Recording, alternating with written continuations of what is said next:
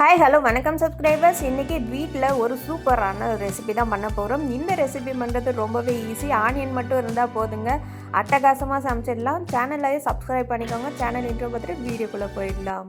அறுசுவை சமைத்திடுவோம், ஆரோக்கியமாய் வாழ்ந்திடுவோம். நீங்களும் சமையலை ஈஸியாக டென்ஷன் இல்லாமல் ஹெல்த்தியாக சமைக்கணுமா? Welcome to our channel. இது என்ன சமையல், என்ன ருசி, ஆஹா! இந்த ரெசிபி பண்ணுறதுக்கு நம்ம மசாலாவை முதல்ல அரைச்சி எடுத்துக்கலாம். நான் இன்றைக்கி ஒரு 2 ரெட் சில்லியை நான் எடுத்துக்கிறேன். 2 ரெட் சில்லி எடுத்து ஆட் பண்ணியாச்சு. இப்போது பாருங்கள், அடுத்தது தனியா ஒரு அரை டீஸ்பூன் ஆட் பண்ணியிருக்கேன். தனியா ஆட் பண்ணிவிட்டு இப்போது சோம்பு ஒரு அரை டீஸ்பூன் ஆட் பண்ணியிருக்கேன். சோம்பு கொஞ்சம் ஜாஸ்தி போட்டுக்கோங்க, நல்லாவே டேஸ்ட்டு அருமையாக கிடைக்கும். ஜீரகம் ஒரு 1/4 டீஸ்பூன் போட்டிருக்கேன். ஜீரகம் சோம்புலாம் நல்லா ஜீரண சக்தி கொடுக்கும். அதே மாதிரி இப்போது ஓமம் ஒரு 1/4 டீஸ்பூன் போட்டிருக்கேன். இது எல்லாத்தையுமே போட்டு நல்லா நம்ம அரைச்சி எடுத்துக்கலாம். நான் இந்த சில்லி ஃப்ளக்ஸ் இருந்ததுன்னா நீங்கள் மிளகாய்க்கு பதிலாக சில்லி ஃப்ளக்ஸை கூட ஆட் பண்ணிக்கலாம். என்கிட்ட சில்லி ஃப்ளக்ஸ் இல்லைங்கிறதுனால நான் இன்றைக்கி வரை மிளகாயே சில்லி ஃப்ளக்ஸாக நான் மாற்றிக்கிறேன். அதே மாதிரி மிக்சியில் உங்கள்கிட்ட இந்த மாதிரி கல்லெல்லாம் இல்லைன்னா மிக்சியில் போட்டு நல்லா நைஸாக அரைச்சி எடுத்துக்கோங்க. கொஞ்சம் ரக்கா இருக்க மாதிரி பார்த்துக்கோங்க. ரொம்ப நைஸாக ரொம்ப பவுடராக இருக்க வேணாம். அதே மாதிரி முழுசாக இருந்தாலும் நல்லா இருக்காது.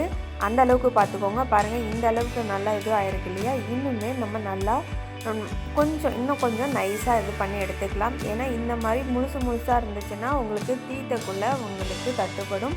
அந்த மாதிரி டேஸ்ட்டும் உங்களுக்கு பிரிஞ்சு வர மாதிரி இருக்கும். அதனால் இந்த அளவுக்கு நல்லா நைஸாக கொஞ்சம் அரைச்சி எடுத்துக்கோங்க.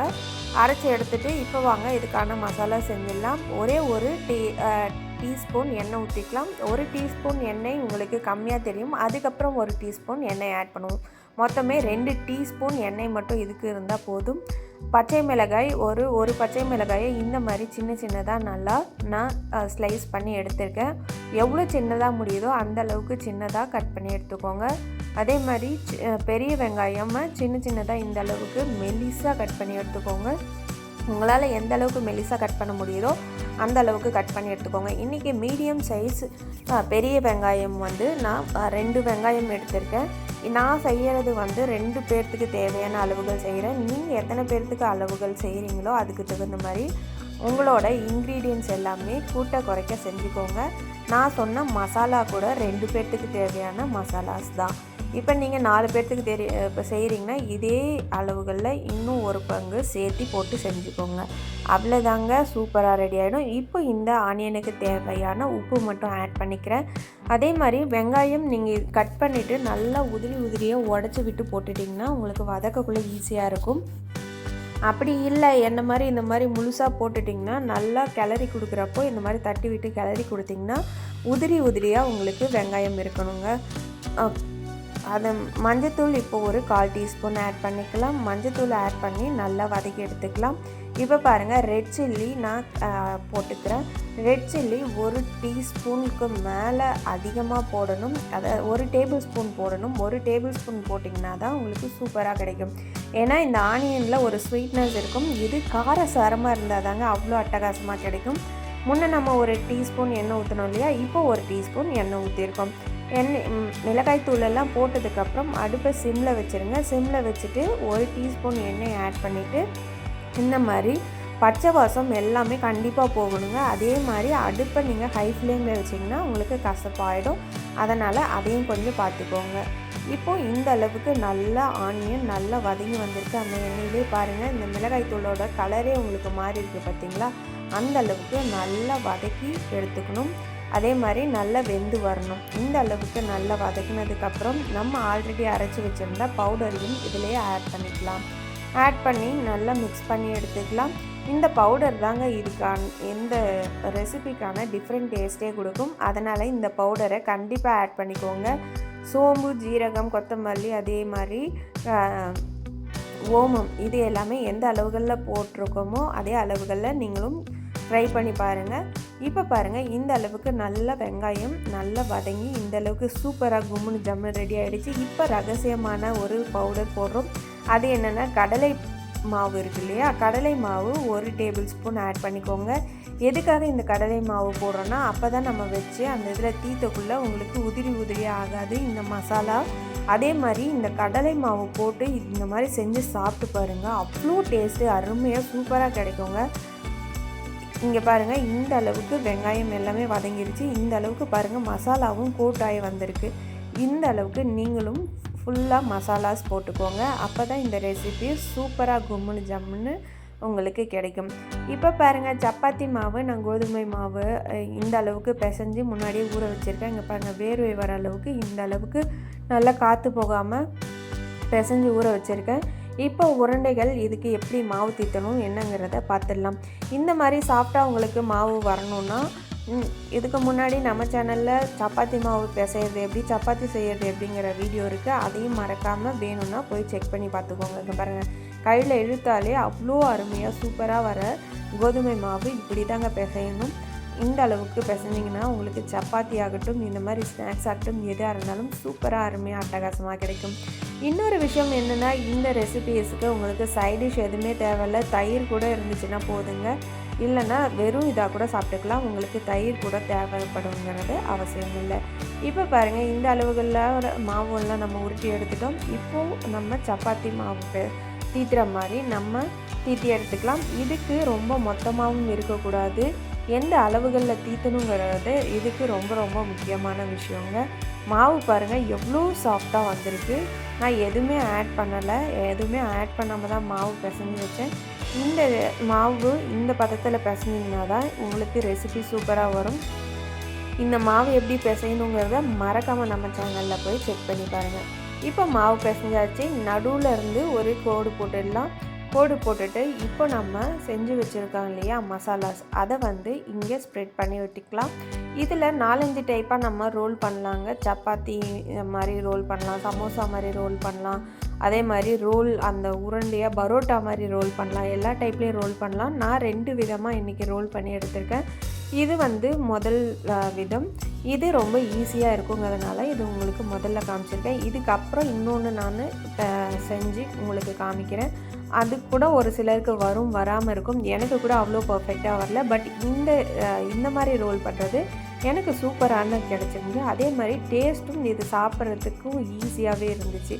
இந்த அளவுக்கு நல்லா நம்ம மடித்து விட்டுட்டு இப்போ பாருங்கள், இந்த அளவுக்கு மாவு மேலே கொஞ்சம் போட்டு நல்லா தீத்தி எடுத்துக்கலாம்.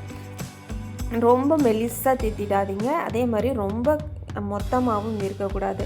அந்த அளவுக்கு பார்த்துக்கோங்க. மசாலாஸ் அது மாதிரி வெளியே வரக்கூடாது. இப்போ பாருங்கள், இந்த அளவுக்கு தீத்திருக்கோம் இல்லையா, மசாலாஸ் ஆனால் வெளியே வரல. இங்கே பாருங்கள், மசாலாஸ் எதுவுமே வெளியே வரல. இந்த அளவுக்கு தீத்திக்கோங்க. இதுக்கு மேலே தீத்தணுன்னா மசாலாஸ் வெளியே வர ஆரம்பிச்சிடும். அதனால் இந்த அளவுக்கு தீத்தி எடுத்துக்கோங்க. இன்னொரு விதம் என்னென்னா, இந்த மாதிரி மாவை முதல்ல தீத்தி எடுத்துட்டு இப்போ பாருங்கள், இது இன்னொரு விதமாக எப்படி தீத்தலாங்கிறது. இந்த அளவுக்கு மெலிசாக கொஞ்சம் தீத்தி எடுத்திருக்கேன். இதுக்கு கொஞ்சம் மெலிசாக தான் இருக்கணுங்க, ரொம்ப மொத்தமாலாம் இருக்கக்கூடாது. அதே மாதிரி இன்னொரு இதையும் இதே மாதிரி அளவுகளில் நம்ம தீத்தி எடுத்துக்கலாம். இந்த விதமாக நீங்கள் மடித்து உங்களுக்கு செய்யறதுக்கு 2 சப்பாத்திக்கு தேவையான மாவை இந்த மாதிரி ரவுண்டாக தேய்ச்சி எடுத்துக்கணும். நம்ம சப்பாத்தி செய்ய போகிறதில்ல, ஆனால் சொல்கிறது நான் அதுக்கனால தான் இப்படி சொல்கிறேன். இப்போ பாருங்கள், நம்ம ஆல்ரெடி இதே அளவுகளில் ஒரு சப்பாத்தி தீத்தி வச்சுருக்கோம். அப்புறம் இப்போ இதே அளவுகளில் இன்னொரு சப்பாத்தியும் நம்ம தீத்தி வச்சுருக்கோம். இப்போது இந்த இதில் நம்ம ஆல்ரெடி வதக்கி வச்சுருக்கோம் இல்லையா, இந்த மசாலாஸை இதில் ஆட் பண்ணிக்கலாம். இது ஃபுல்லாக ஸ்ப்ரெட் பண்ணி விட்டுருங்க. உங்களுக்கு இந்த மாதிரி நீங்கள் செய்ய போகிறீங்க அப்படின்னு நீங்கள் ஃபஸ்ட்லேயே டிசைட் பண்ணிட்டீங்கன்னா, ஆனியன்லாம் இன்னும் சின்னதாக நம்ம சமோசாவுக்கெல்லாம் எப்படி செய்வோம் அது மாதிரி இன்னும் சின்னதாக நீங்கள் கட் பண்ணி எடுத்துக்கிட்டிங்கன்னா உங்களுக்கு அந்த ரோல் பண்ணுறப்போ நல்லா ஈஸியாக ரோல் பண்ணி எடுத்துக்கலாம்.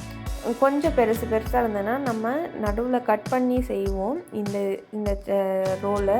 அப்போ உங்களுக்கு கொஞ்சம் கஷ்டமாக இருக்கும். இப்போ பாருங்கள், ஓரம் எல்லாமே மசாலாஸ் வராமல் நல்லா அழுத்தி விட்டு எடுத்துக்கலாம்.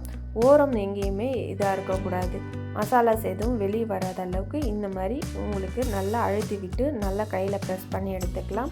ப்ரெஸ் பண்ணி எடுத்துகிட்டு இதில் என்ன பண்ணணுன்னா, நல்லா நீட்டாக இருக்க பக்கத்தை வச்சுட்டு நீங்கள் கத்தியில் நல்லா இந்த மாதிரி நீட்டாக கட் பண்ணி எடுத்துக்கோங்க. இந்த மாதிரி கட் பண்ணக்குள்ளே தான் அந்த ஆனியன்லாம் வெளியே வரும்.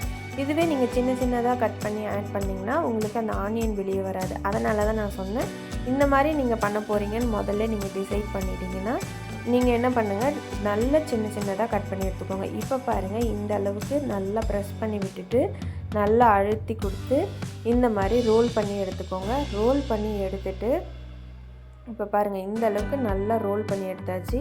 ரோல் பண்ணி எடுத்துகிட்டு இந்த மாதிரி மடித்து விட்டுருங்க. மசாலாஸ்லாம் கொஞ்சம் வெளியில் வர மாதிரி இருக்கும், அதை அழுத்தி விட்டு மடித்து விட்டு என்ன பண்ணுங்கள், இந்த மாதிரி கத்தியை வச்சு கட் பண்ணி 2ஆக ஸ்ப்ளிட் பண்ணிங்கன்னா உங்களுக்கு லேயர் பரோட்டா மாதிரி சூப்பராக இது ரெடி ஆகிடும்.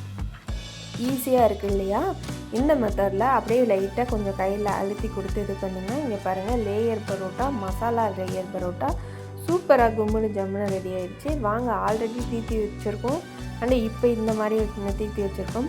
இப்போது எப்படி செய்யலாங்கிறத பார்த்துடலாம். ஒரு தோசை தவாவில் கொஞ்சமாக எண்ணெய் விட்டுட்டு நீங்கள் இப்போது நம்ம தீத்தி வச்சுருக்கோம் இல்லையா, அந்த இதுவை ஒன்று ஒன்றா நம்ம ஃப்ரை பண்ணி எடுத்துக்கலாம். நீங்கள் எண்ணெயில் போடணுன்னு அவசியம் இல்லைங்க, நீங்கள் தோசை தவாவில் போட்டிங்கனாலே உங்களுக்கு போதுமானதாக இருக்கும். எண்ணெய் மட்டும் கொஞ்சம் ஆட் பண்ணிக்கோங்க, சூப்பராக இருக்கும். ஆனால் கடையிலலாம் சாப்பிட்டோம்னா அவ்வளோ எண்ணெய் ஆட் பண்ணுவாங்க. இப்போ பாருங்கள், நம்ம கம்மியாக தான் எண்ணெய் போட்டிருக்கோம், ஆனால் பாருங்கள் எவ்வளோ அழகாக கோல்டன் ப்ரௌன் கலரில் சூப்பராக கும்முனு ஜம்முன்னு வந்திருக்கு. இது வேகக்குள்ளேயே அதோட வாசம் சூப்பராக இருக்குங்க. நீங்களும் இந்த ரெசிபியை இதே அளவுகளில் ட்ரை பண்ணி பாருங்கள். எண்ணெயும் உங்களுக்கு அதிகமாக தேவைப்படாது. பசங்களுக்கெலாம் இந்த மாதிரி செஞ்சு கொடுத்தீங்கன்னா, ஏங்க எனக்கு இது ரொம்ப ஃபேவரட்டான ஃபுட்டு, நான் வீக்லி ஒன்ஸாவது இது பண்ணிவிடுவேன். இந்த ரெசிபியை கண்டிப்பாக உங்கள் வீட்டில் இருக்கவங்களுக்கு செஞ்சு கொடுங்க. நீங்களும் செஞ்சு சாப்பிட்டு பாருங்கள். அதுக்கப்புறம் செய்யறதும் அவ்வளோ ஈஸிங்க, ரொம்ப கஷ்டமான ரெசிபி இல்லை. வீட்டில் இருக்க பொருளை வச்சே தான் நம்ம செஞ்சுருக்கோம். இந்த ரெசிபி உங்களுக்கு பிடிச்சிருக்கும்னு நாங்கள் நம்புகிறோம். இந்த ரெசிபி உங்களுக்கு பிடிச்சிருக்குன்னா மறக்காமல் சப்ஸ்கிரைப் பண்ணி ஆளுங்க நோட்டிஃபிகேஷன் கிளிக் பண்ணி வச்சுருங்க.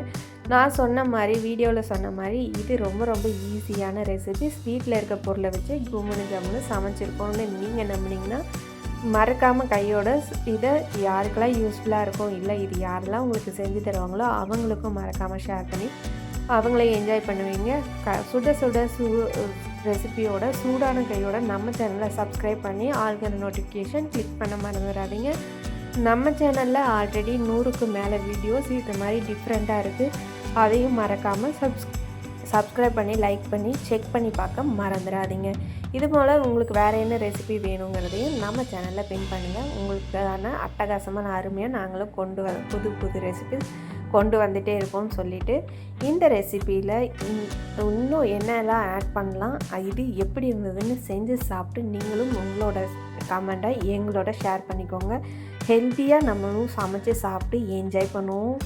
ஒரே ஒரு வாழ்க்கைங்க, ஹெல்த்தியாக இருப்போம்ங்கிறத சொல்லிவிட்டு இன்னொரு சூப்பரான அழகான சுவையான ரெசிப்பியில் உங்களை வந்து சந்திக்கிறோம். அதுக்கு முன்னாடி சாம்பார் வேணுமா, பொரியல் வேணுமா, சட்னி வெரைட்டி வேணுமா, சப்பாத்தி வேணுமா, இட்லி வேணுமா, தோசை வேணுமா, எல்லா வெரைட்டியான ரெசிபிஸும் நம்ம சேனலில் தாராளமாக இருக்குது. அதையும் செக் பண்ணி பார்க்க மறந்துடாதீங்க. உங்கள் அன்பான நண்பர்களாகட்டும் இல்லை அக்கறையான உறவுகளாகட்டும் அவங்களுக்கும் இந்த ரெசிபியை ஷேர் பண்ணி அவங்களையும் சாப்பிட்டு பார்த்து என்ஜாய் பண்ண வைங்க. இந்த ரெசிபியோட நீங்கள் இதை நல்லா திருப்பி போட்டு நல்லா சூடாக சாப்பிட்டிங்கன்னா அவ்வளோ டேஸ்ட் அருமையாக இருக்கும்.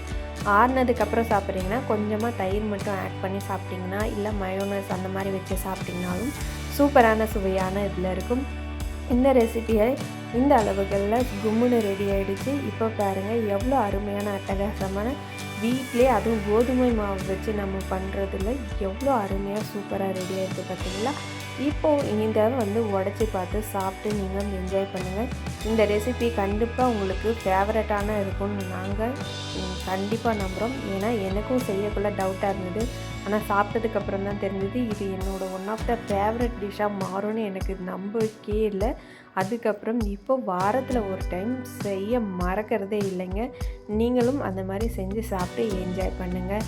வீட்டிலே செய்வோம், ஹெல்த்தியாக இருப்போங்கிறதுல சொல்லிக்கிட்டு இன்னொரு ரெசிப்பியில் வந்து உங்களை வந்து சந்திக்கிறோம். அதுவரை உங்களிடமிருந்து டாட்டா பாபாய், நன்றி, வணக்கம்.